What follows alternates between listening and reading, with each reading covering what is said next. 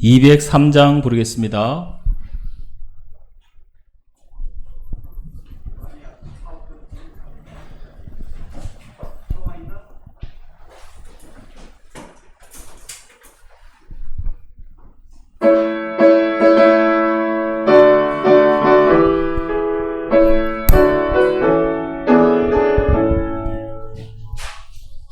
나팔을 들어서 크게 불러 주 예수 다시 오네.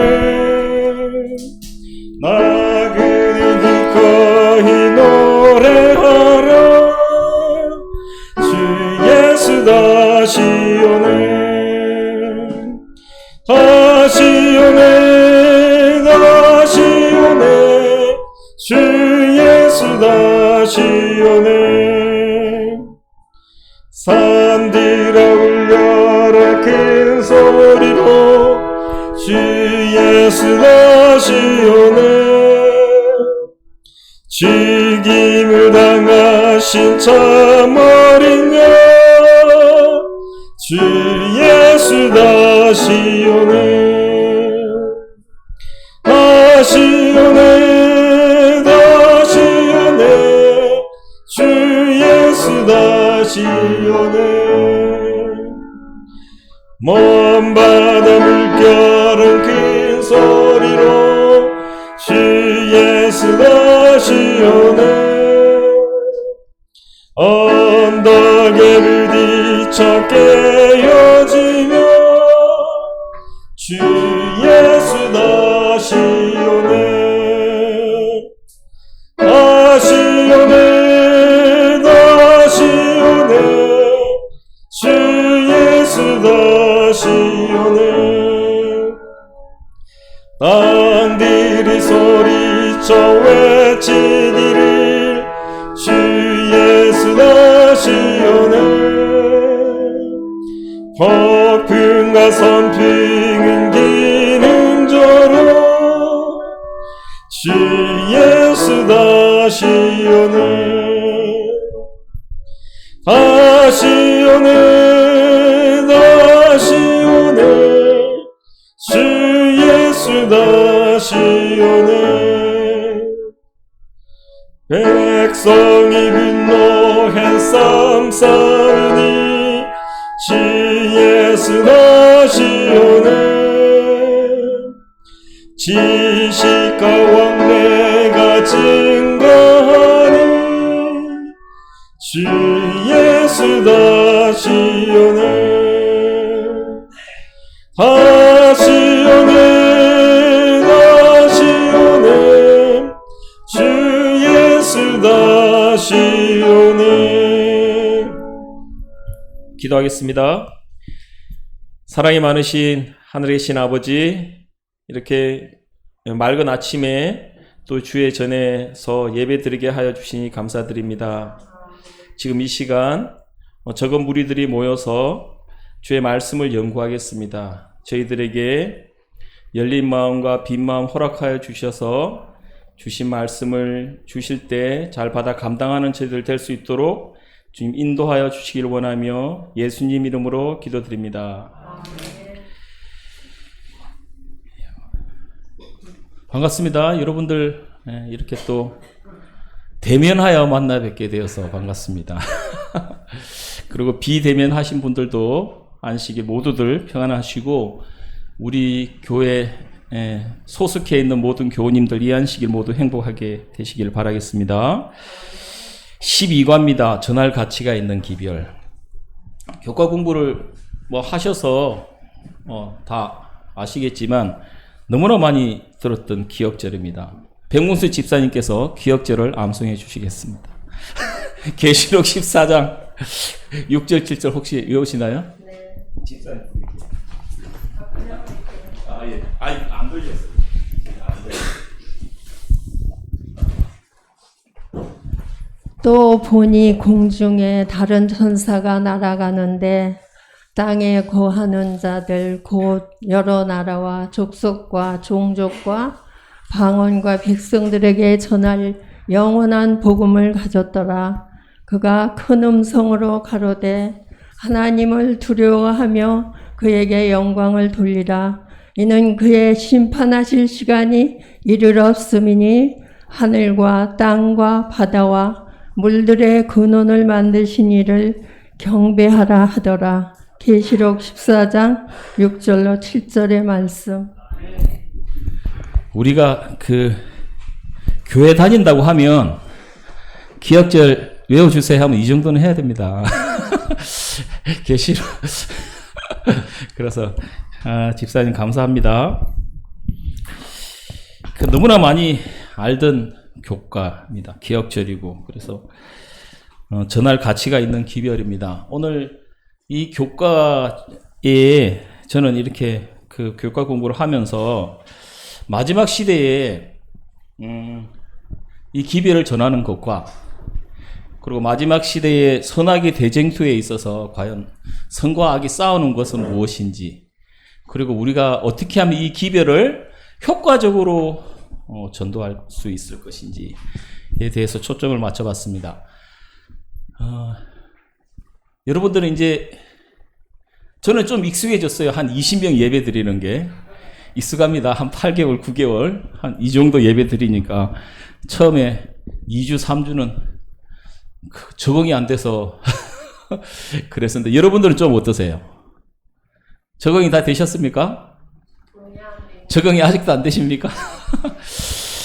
그래요. 근데 만약에 이런 코로나 사태 아니면 이렇게 지금 우리 다 마스크 다 하셨죠? 이런 마스크를 쓰고 예배를 드리는 사태가 정말 9개월 10월 달이 다 돼가 추석이 다 돼갈 때까지 우리가 이러고 있을 줄 몰랐죠. 앞으로도 사실은 얼마나 갈지도 모르죠. 어제 제 목사님 말씀은 2년, 3년 그리고 여러 가지 우리나라의 정부에서 나오는 얘기도 내년 말 그렇게 하는데 우리나라는 방역을 잘했기 때문에 더 오래 갈 것 같습니다. 다른 나라는 방역 안 한 나라들은 무슨 면역이라고 그러죠? 자가 면역.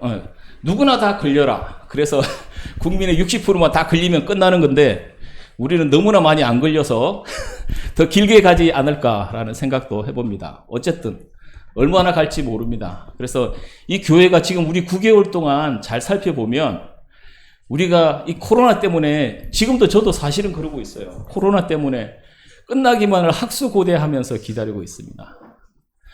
제가 어떻게 손 쓸 수 있는 방법이 별로 없어요.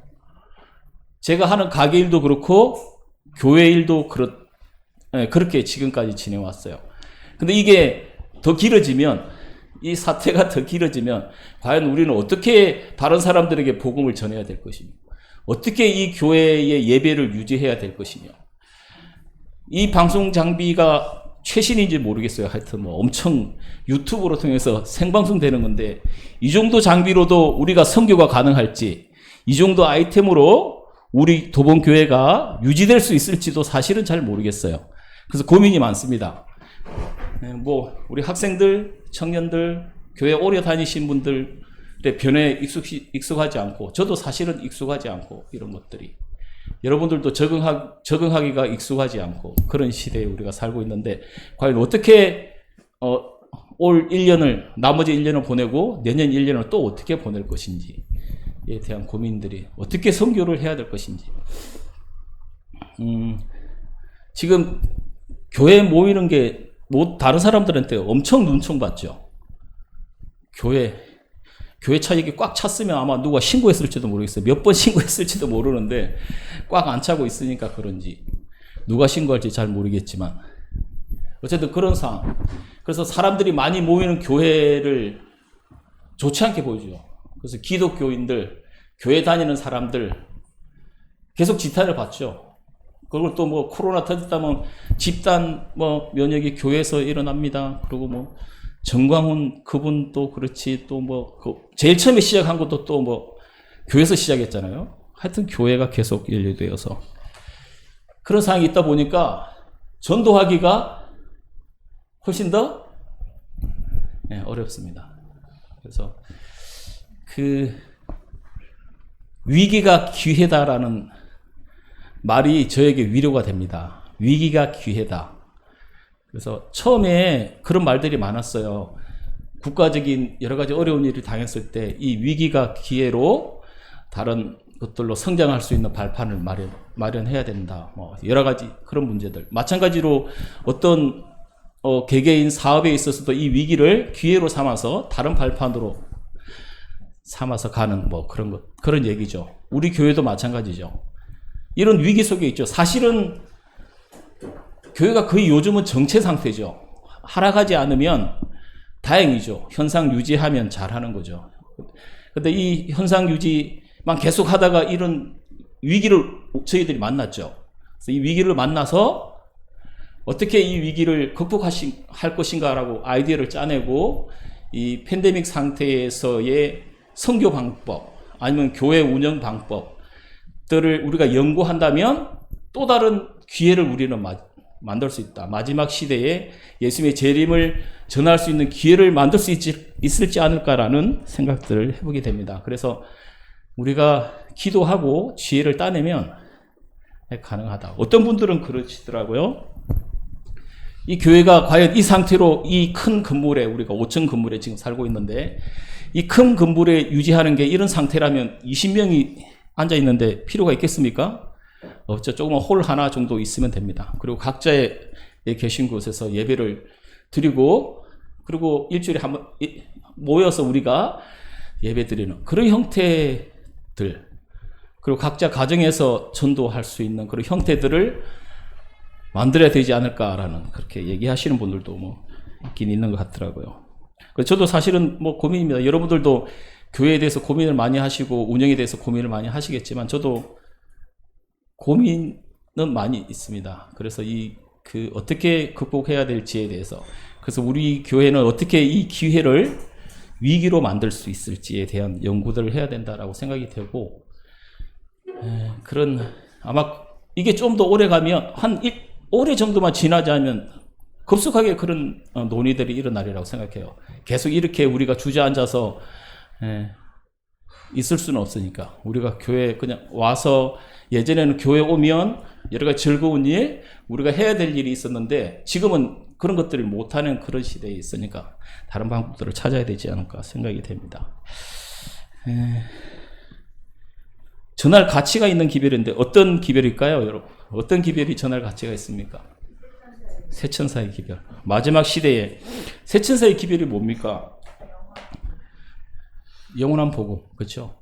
마지막 시대에 예수님의 재림을 준비하라는 복음이죠. 그래서 이 재림 기별을 전해야 되는데 전하기가 어렵죠. 그래서 이 교과의 주된 그건 나가서 전도지 돌리고 예언 전도하고 그렇게 하는 게 전도가 아니라 나의 삶에 있어서 내가 사람들과의 만나고 그 사람들과 친분 관계가 형성이 됐을 때 그리고 난 다음에 말씀을 전할 수 있다는 거죠. 그래서 새천사의 마지막 재림 기별을 전하는 데 있어서 우리가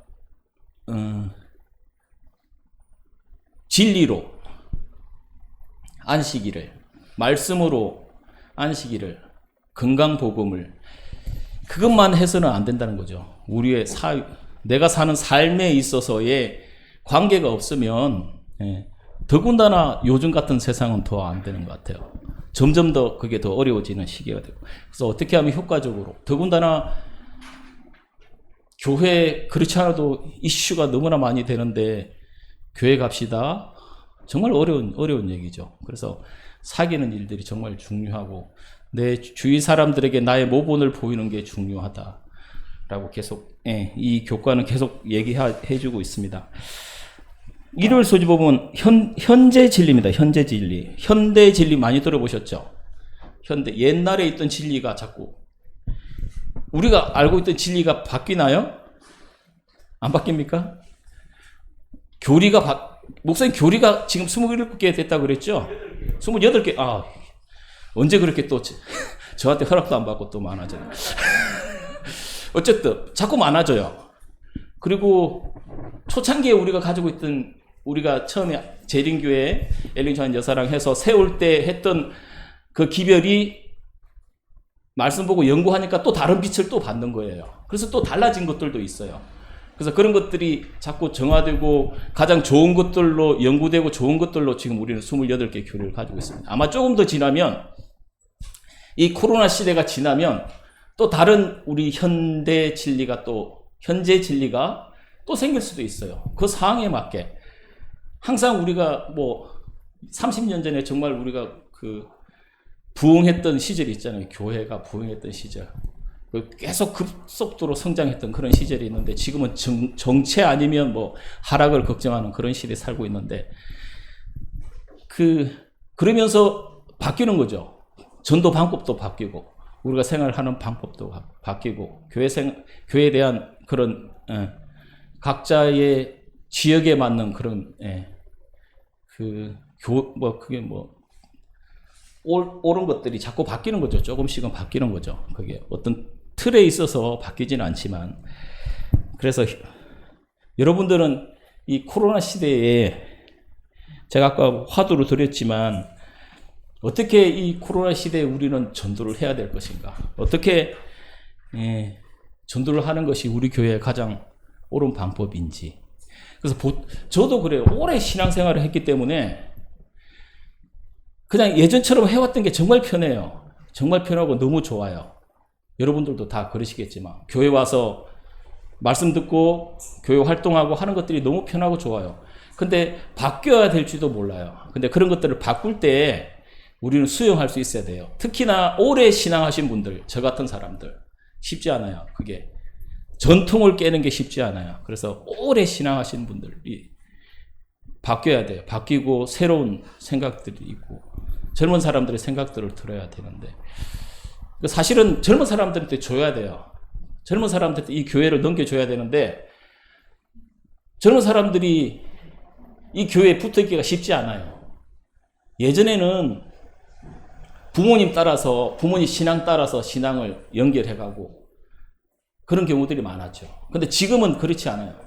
젊은 사람들의 그 여러 가지 생각이나 뭐 인터넷, 그 다음에 여러 가지 환경적으로 아는 것들이 많기 때문에 정말 예수님 재림만 준비합시다. 그래서 우리가 재림 준비해야 됩니다. 세상 것 아무 필요 없습니다. 다 내려놔야 됩니다. 아니면 또 어떤 사람들은 또 시골 가야 됩니다.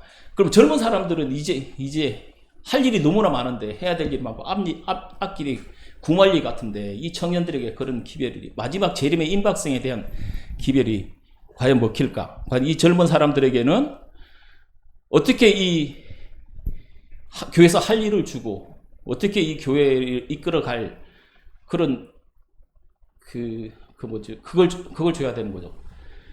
그 가치에 공부할 때 뭘 준다 그러죠? 이 학생이 공부 잘할 수 있도록,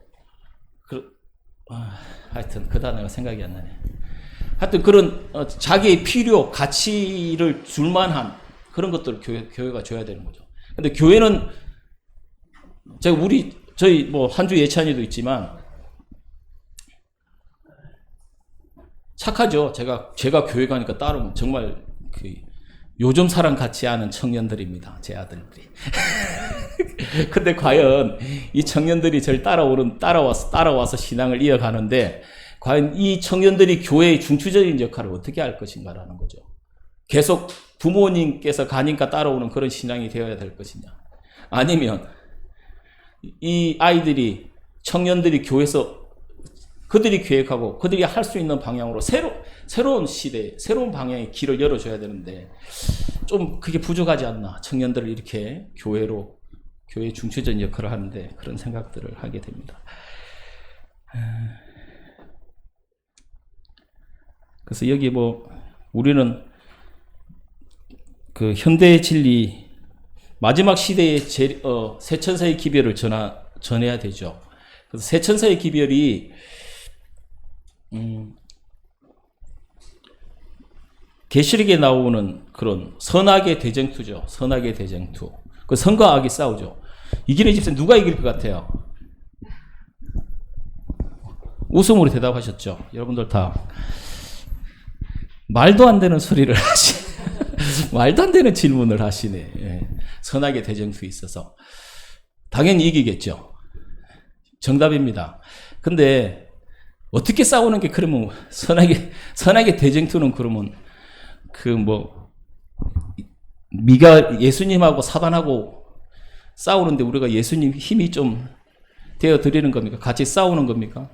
다른 교단 교리하고 싸우는 겁니까? 이방인들하고 교리로 싸워서 이기는 겁니까? 그런 거 아니죠. 그래서 선악의 대쟁투에 있어서 우리가 여기 계신 분들, 방송으로 보시는 분들, 저희 가족들이 과연 선악의 대쟁투에 있어서 싸워서 이겨야 되죠. 이겨야 되는데 그게 뭐냐? 선악의 대쟁투 싸워서 이기는 길은 나의 모습에서, 나의 생활에서 선한 모습이 나타나느냐, 아니면 악한 모습이 나타나느냐, 그게 선악의 대쟁투에서 이기는 겁니다. 그래서 우리는 결론은 승리할 것이다라고 말을 했지만 승리하지 못한 삶들을 살고 있기 때문에 불안하죠. 교회 다니는 게 불안하고 예수님의 재림이 불안하고 그래서 누구나 다 구원을 받을 수 있어요. 여러분들이나 예수님께서 구원을 약속하셨고 누구나 다 구원을 받을 수 있어요. 저도 마찬가지고 저도 그렇게 확신을 하고 여기 계신 분들은 확신하리라고 생각이 되고, 그런데 구원을 못 받는 사람들의 특징이 뭐냐면 나 자신을 보니까 예수님께서 구원 못 해주실 거야. 그러니까 구원에 있어서 중요한 건 내가 내 자신을 바라보는 거예요. 내가 내 자신을 봤더니 구원 못 받을 것 같아. 자기가 결정하면 못 받는 거죠. 내가 나 자신을 봤더니 나는 너무 부족한 사람이야. 예수님밖에 안 된다. 그게 너무나 잘 알고 있잖아요. 그게 구원받는 길이지 않습니까? 그래서 구원은 누구나 다 열려 있는데 이 선악의 싸움에 있어서 과연 우리는 얼마나 이 굴복을 하고 사는지 내 자신에 대해서 생각해봐요. 여기 영감의 고음 보니까 정말 정답이 있어요. 173페이지. 제가 읽겠습니다. 어떻게 준비해야 되는지 여기 있습니다. 그리스도의 재림을 위하여 준비하라. 형제 자매들이여, 하늘 구름 속에 강림하실 그리스도의 재림을 위하여 준비하기를 관건하는 바이다. 날마다 그들의 마음에서 세상에 대한 사랑을 제거하라. 그리스도와 더불어 교제하는 것이 무엇인지 경험으로 이해하라. 그리스도께서 모든 믿는 자들에게 찬양을 받으시며 오실 때 그대들이 평강 가운데서 그분을 맞이할 사람들 속에 있도록 심판을 준비하라. 이게 마지막 선악의 대쟁투에 있어서 우리가 해야 될 일입니다.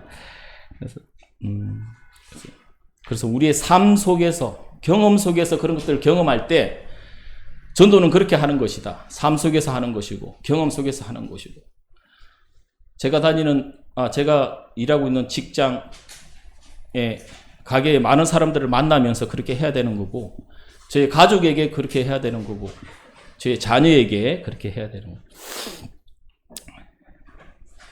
그래서 그렇게 말하고 있습니다. 계시록. 두 번째, 종말의 기별 두 번째, 여기 화요일 소재 보면 여기 추수하는 장면이 두 가지 나오죠. 낫으로 곡식을, 알곡들을 거둬 들이고 구원받을 백성들, 포도송이를 거둬 포도주 틀에 던져서 그들이 멸망을 받게 되는 그런 종말들이 있습니다. 그래서 우리가 이런 정말 좋은 기별들을 가지고 있죠. 이 정말 좋은 기별들을 우리는 다른 사람들에게 전할 때, 예전에 제가 그러니까 중학교, 고등학교 학교 다닐 때는 안식일 기별 하나만으로 다른 사람들을 개종시킬 수 있는 용기가 있었어요.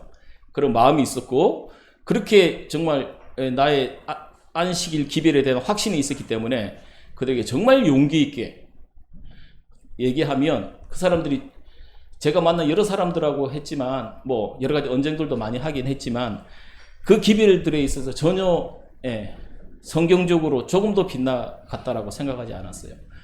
근데 이렇게 그때는 그렇게 또 사람들의 마음이 바뀌고 많은 개신교인들이 그 안식일 기별 하나 때문에 정말 많이 우리 재림교로 넘어오는 많은 사람들이 있었어요. 근데 지금은 그렇게 해서는 안 되는 시대가 왔어요. 정말 옳은 기별, 옳은 말씀들이 있지만 그 말씀들을 그 사람들에게 어떻게 이 사람들에게 거부감 없이 전해주느냐가 키포인트예요. 그래서 우리가 뭐 문화교실 사업하는 것도 사람을 만나는 일이죠. 어쨌든 사람들을 만나고 그들에게 필요를 채워주고 그들의 욕구를 채워주고 하는 것들이 전도의 일이다라고 생각이 됩니다. 그래서 우리 주위에 만나는 가족들, 자녀들, 형제들, 이웃들, 하여튼 뭐 다른 모든 사람들에게 그 사랑을 나타내지 그 사람의 사랑하는 그 마음 그리고 사귀는 마음 서로의 소통되는 마음 없이는 안 되는 것이다 라고 말해주고 있습니다. 마지막으로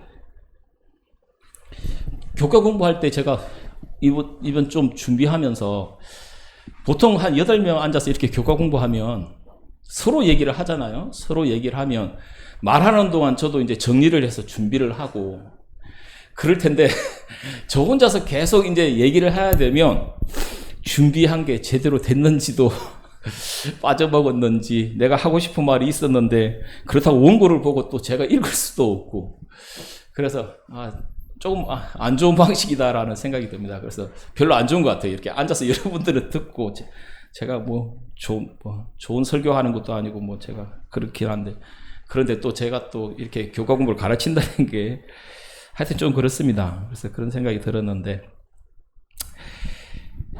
여기 마지막 목요일 소지 내 백성아 거기서 나와 그의 죄에 참여하지 말고 그가 받을 재앙들을 받지 말라. 그래서 바벨론에서 나오라 라고 했습니다. 이 기빌들은 너무나 잘 알죠. 얼마나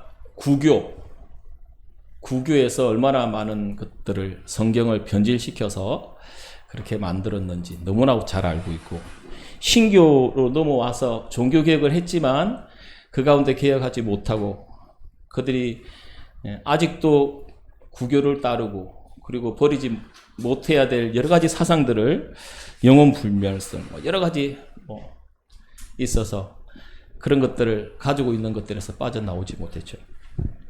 그래서 이제 재림교회가 초교파적으로 생겼죠. 그래서 그런 것들 그래서 이런 창조주를 경배하는 일 그리고 성경의 정통에서 어긋나는 일. 그래서 전 감사합니다. 제가 어쩌다가 보니까 엄마 뱃속에서 태어났다 나 보니 재림교인이 됐어요. 정말 감사하죠. 제가 정말 감사하죠. 제가 만약에 다른 캐톨릭이나 다른 데 갔었으면 어떻게 됐을지 제가 절 보니까 안 봐도 뻔합니다. 어떤 생각을 했을지 그렇습니다. 그래서 감사하죠. 제가 이 재림 교인으로서 감사한데 이런 계명을 준수하고 그리고 마지막 재림을 기다리는 백성들로 산다는 게 감사한 일이죠.